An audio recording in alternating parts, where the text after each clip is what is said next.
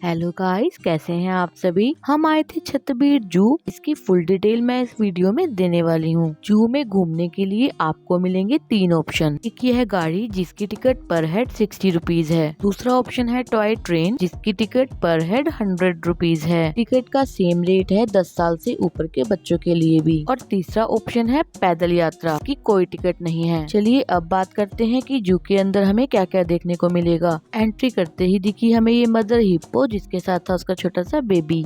Next था ये white tiger जो बहुत दूर था।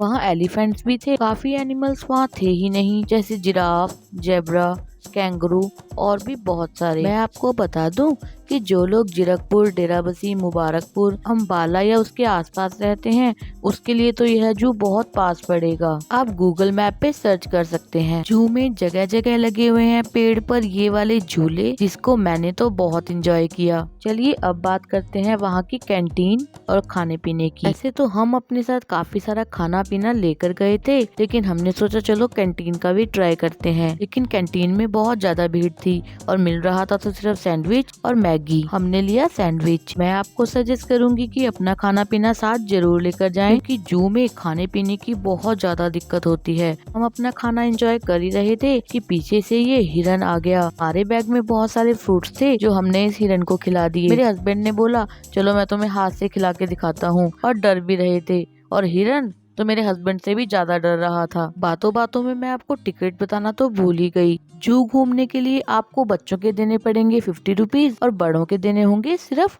100 रुपीज। 10 साल से नीचे बच्चों की कोई टिकट नहीं है। और हाँ, मंडे को जू बंद रहता है। मैं आपको एक बात और बता दूं कि अगर आप बहुत ज्यादा गर्मियों में या बहुत ज्यादा सर्दियों में जू जाएंगे तो आपको कोई फायदा नहीं होगा, क्योंकि बहुत ज्यादा सर्दी या गर्मी में सभी जानवर गुफा के अंदर छुप के बैठ जाते हैं। ज्यादा सर्दियों में ठंडी मीठी धूप लेने के लिए सभी जानवर बाहर रहते हैं, तो आपको इसी मौसम में जाने का फायदा होगा। गाइस, वीडियो के लास्ट तक बने रहिएगा। अभी तो जू के बारे में बहुत सारी बातें जाननी बाकी हैं। गिलहरी की पेट पूजा कराने के बाद हम बैठ गए थे दोबारा गाड़ी में, जिसने हमें उतारा डायनासोर पार्क में। अंदर एंट्री करते ही आपको दिखेंगे बहुत सारे अलग अलग डायनासोर। डायनासोर पार्क में और भी बहुत कुछ था।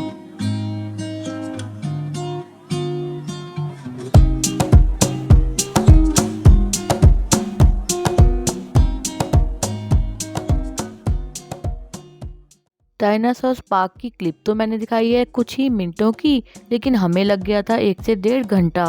तो हम तो बहुत ज्यादा थक गए थे। हमने बिछा ली थी अपनी चादर और कर लिया था थोड़ा आराम।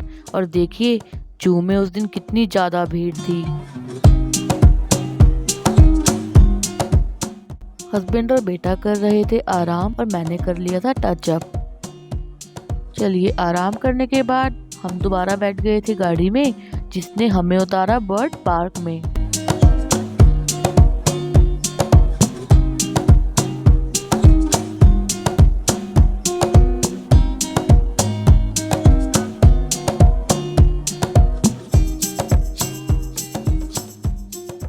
और देखिए मेरे बेटे को हर जगह शरारत सूझती है।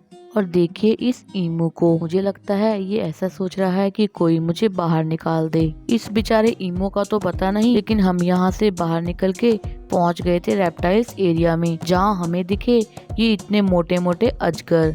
यहाँ और भी रेप्टाइल्स थे, लेकिन धूप की शेड की वजह से कुछ भी कैप्चर नहीं हो पा रहा था। इस एरिया से बाहर निकल के मैंने किया थोड़ा फोटोशूट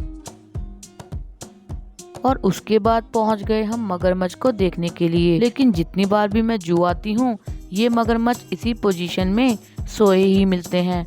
पता नहीं, मुझे तो शक होने लगा है ये असली भी हैं या नहीं।